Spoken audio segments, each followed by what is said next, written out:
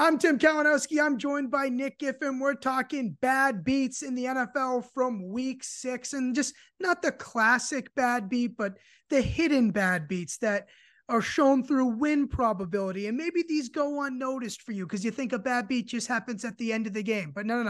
This is important to know and especially useful when applying lucky teams and unlucky teams to future point spreads and all futures all alike, and also totals. So Nick, you have 3 games you want to talk to us about that are some bad beats. I guess we'll start with the Bears and the Vikings. The Vikings win here, they cover, but for you say there should have been a different final score with a different team winning. Yeah, our luck rankings it's driven by something called expected score.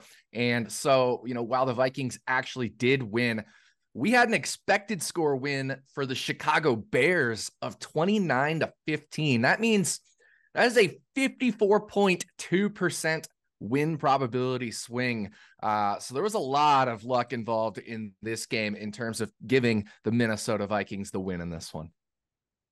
Yeah, so we'll start Fields' interception here on 3rd and 2, Nick. I can tell you that's not lucky. Yeah, it's definitely not lucky, especially the way that one happened. That was kind of comical, but it's just one of those.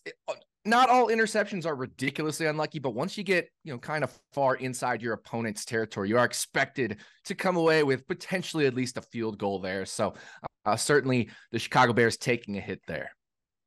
Yeah, and turnovers galore here.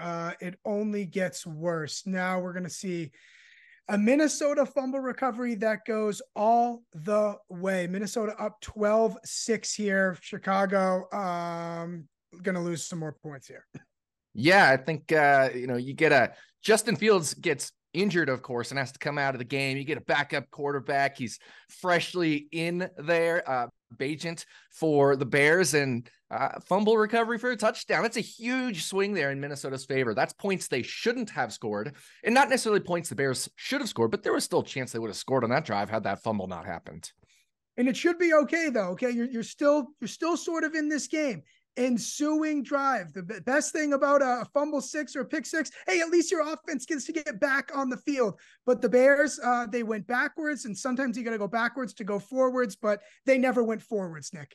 Yeah, this is pretty ugly. I mean, they got, pretty short, the second and kind of short here in Minnesota territory, and just some terrible plays on 2nd, 3rd, and 4th down to ultimately turn it over on downs. They go from potentially close to field goal range to just backing straight out of it. And so they end up going for it on 4th down and get a turnover on downs there. So another drive in to Minnesota territory wasted. Yeah, that drive was on the, 3rd. They had 3rd down and 3 incomplete, 4th down and 3 incomplete. Do you have stupidity just run the ball in your luck rankings calculation? Well, that's the thing. If you're replaying those 2nd, 3rd, or 4th down, sometimes the Bears will run the ball in those spots and pick up some yards and pick up a 1st down. So while the specific plays that were called and the results were unlucky, you replay that 100,000 times over. Sometimes the Bears are picking up the 1st down in that spot. Yeah, at least you would hope so if you were a Bears backer. Now, we're going to top it off with, after all that, the Bears still have a chance to take the lead. But no. Nope. A little bit of a poor throw there by Tyson Bagent, Bears backup quarterback. And, another interception that occurs, another turnover in Minnesota territory. Think about this. The Bears had 6 second-half drives. 5 of those got into Minnesota territory. 5 drives got into Minnesota territory in the second half, and they came away with just 7 points, which is really unfortunate because the Bears, they were overall better outside of these unlucky plays, these one play here, one play there. They had a 48.5% success rate on offense versus Minnesota, which was about 40.5%. So they're like 8% more successful than the Vikings. So it was just one of those games where the Bears just had several plays go against them in a game they should have won by maybe more than a score instead of losing by 1 score. Yeah, and it's like at the bare minimum, you got to come away with 3 at the bare minimum. The bare minimum. How about I see what you did there. Moving on to our second bad beat. The Seahawks and the Bengals. The Bengals win 17-13 here. They cover the 3.5. But Nick, again, you have the team that lost should have won. That's right. Expected score once again favors the other team in this one, the losing team, the Seattle Seahawks. We had them by expected score winning 27-17. That is a 40.3% win probability swing based off of what happened in this game. And I mean, it just right from the start, you can see just looking at, just kind of scoreboard watching type stuff, stats, the Bengals were outgained by the Seahawks by 381 to 214 yards. That's like almost 170 yards more that the Seahawks had, including a 24-15 margin in favor of the Seahawks in first down. So that's partly why, we have this, but there were definitely some specific plays involved as well. Yeah. So we'll pick this thing up 2nd and goal at the Cincinnati 3. There's a penalty. They go backwards. And then immediately after that, Geno Smith interception. Yeah, exactly. So penalty for a low block here. And then that moves him backward. So Geno has to make an even longer throw on the very next play. Like you said, throws an interception. Throwing an interception when you're inside the opponent's 10-yard line. Well, I guess, backed up outside of the 10 in this particular case. But when you were originally inside their 10-yard line and then the result is an interception, that's potentially 6 points you could have scored on that drive that no longer were scored. They were expected for around 5.5 points that drive, and they came away with 0. Let me ask you, maybe this is just going down the rabbit hole a little too far, but factoring in penalties, like how much are you able to factor that in? Are you able to factor in this was maybe a bad call? Like how far down to the rabbit hole do you really go? Yeah, no, we can't go down to like good call or bad call. That's not in the play-by-play data.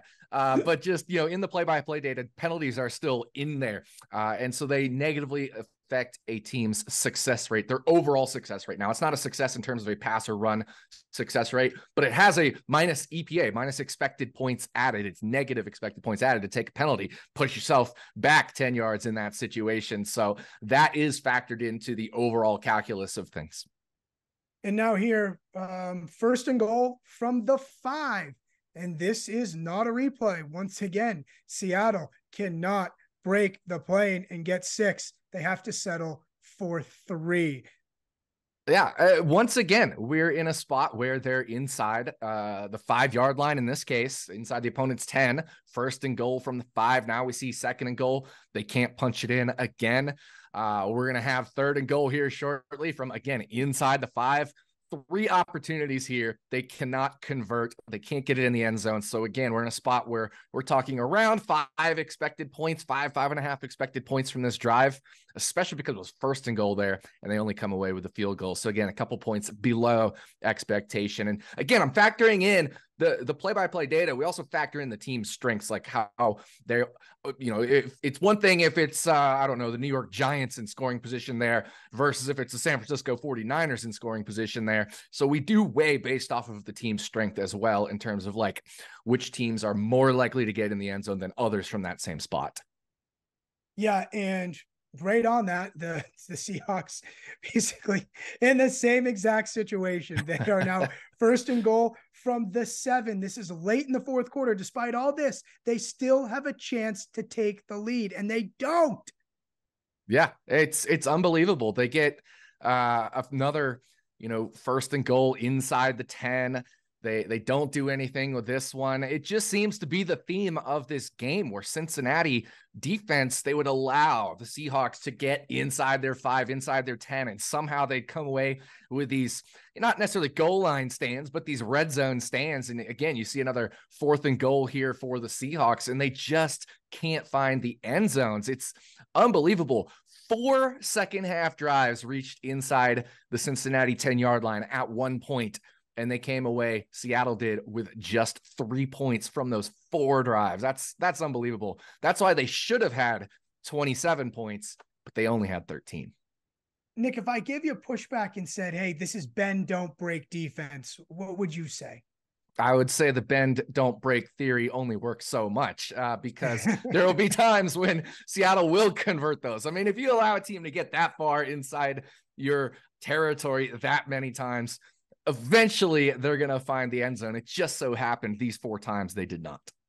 Well, despite all that, you alluded to there being 4 times this happened. Well, here is the 4th. Seattle gets the ball punted back to them, and they have a chance once again, Nick, to win the ball game, and they cannot do so. Yeah, and there was a question on the previous drive about whether they should have gone for a field goal there. The math still says you should have gone for the touchdown, as they did, and it didn't work out. Because if they'd gotten a field goal on the previous drive, field goal on this drive would have given them the win. But there was still over 3.5% extra win probability by going for it on that previous drive. So I think the right coaching decisions were made. Just bad luck in terms of not being able to get it in the end zone on any of these drives. Yeah, but you also told me earlier too, which I thought was a good point, that Seattle elected to punt on a situation where they had 4th in midfield, 4th and manageable, and they decided to punt. So does that, would that be like a minuscule luck meter or luck shockwave? Yeah, I guess a little bit. The coaching decision there to punt for it technically was the wrong one, but I certainly understand it when it's around midfield and it's 4th and middling, around 4th and 5 or something like that. So it's a small luck factor against Seattle there because they should have gone for it. They could have improved their luck chances by going for it there. So I guess that would factor in as well in terms of a coaching decision there. Fair enough. Let's move to our 3rd and final bad beat. Washington beats Atlanta 24-16.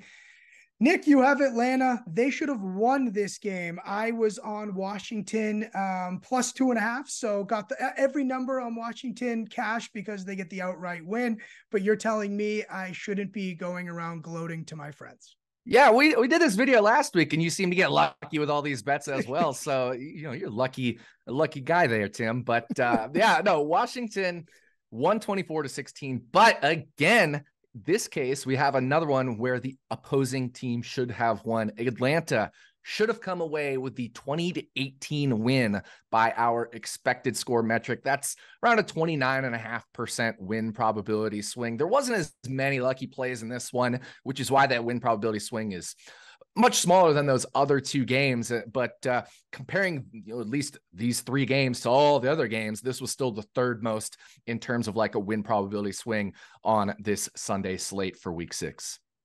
Yeah, so let's pick this up in what quite literally is one of the most comical sequences I've seen of this NFL season. I mean, seriously, Nick, let me just read it to you as we roll the tape here. 1st and goal from the 5, rush 1 yard. 2nd and goal from the 4, Washington penalty. They'll move it even closer. 3rd and goal, delay a game, -5 yards. 3rd and goal from the 7, Desmond Ridder interception. So you'll get to watch that all unfold as you talk about, Nick. How absurd is that? Sometimes when we talk here, I'm like, I don't know, that could have gone both ways. I don't really believe you, Nick. This will make you a believer if you're a doubter. Yeah, that's right. I mean, like you said, it was a comical series of events. And as a guy who was backing Desmond Ridder to throw an interception this game, he had already thrown one at this point, so I didn't need the extra there. But luck comes and goes in all forms. Desmond Ridder had been one of the luckiest quarterbacks to avoid interceptions, even though he'd already thrown 3 this year. He'd been one of the luckiest in terms of avoiding interceptions. He was going up against the Washington defense that was one of the unluckiest in forcing interceptions. They've created a lot more bad balls than they've intercepted relative to what league average is. So that's another spot where we had a really lucky quarterback against an unlucky defense, and the luck regressed back to the mean. And that's what we had here. But in this case, it's a little extra unlucky for what happened here for the Falcons. Yeah, and you mentioned Desmond Ridder interception. He threw one more on 3rd and 1, the Washington 34. Atlanta was still hanging around in this game, but Nick, you thought it would happen. You just didn't really know it was going to be 3, I guess. Yeah, exactly. That was kind of the thing. Desmond Ridder, if you look at his turnover-worthy play rate, his bad ball rate, they were all much higher than a quarterback who had 3 interceptions this year. Should have been around 4.5 to 5.5 interceptions, depending on which of those metrics you looked at. So he was around an interception and a half, maybe even 2.5 interceptions below expectation, and it finally came back to bite him here. You see that 3rd and 1 inside Washington territory. Dude, get this. The Falcons outgained the Washington Commanders by more than double the yards, 402 to 193. But, you know, those 3 interceptions for Ritter double his yearly total. So when you outgain somebody by that much, you probably should win, but you didn't. Yeah, I think the Falcons would have said, okay, yeah, Ritter's going to regress back to the mean a little bit, but I don't think that they were down for having it happen all at one time in the same game, in similar situations, mind you. But I want to ask you, as we close out here from a macro level, can anybody catch the lucky Pittsburgh Steelers? What's it going to take for someone to dethrone them? Yeah, no, that's a great question. And that's something we're going to have to find out in week 7. I'm looking at our luck rankings going into week 7. And it's right now, that would be one of the potentially luckiest games of the week. You know, there's still Monday Night Football to play as we're recording this. That could change a little bit.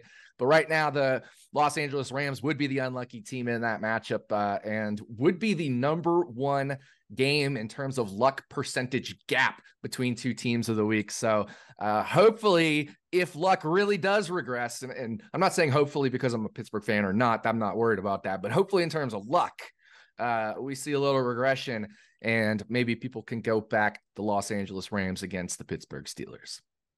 Yeah, the Rams currently a home favorite against Pittsburgh. So, Nick, I appreciate you letting me put you on the spot like that. I was trying to prove to myself that I'm learning, and hopefully the viewers are learning as well as to what really can constitute a bad beat. That sequence, again, the Falcon sequence, I cannot stop thinking about it. So I'll leave you with one more stat. From weeks 2 to week 6, of course, because our luck rankings kick in week 2 because you haven't had any games prior to week 2, week 1, we don't have luck rankings because there were no games prior to week 1, I should say. So from weeks 2 to week 6, if you just take the top 4 teams in our luck rankings in terms of the luck gap, or the top 4 matchups in terms of luck gap percentage, the unlucky team in those games are 12-6-1 against the spread. So it really goes to show that luck does regress. Yes, so keep your eyes open for all of Nick's wonderful work that he posts on his Twitter and the Action app. Nick, you do a tremendous job. This is why I love working with you. I make myself a little bit smarter as a football fan and as a bettor. So hopefully our audience feels the same way.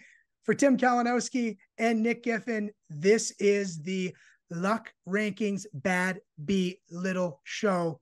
Enjoy the rest of week 6, and we look forward to doing this week 7.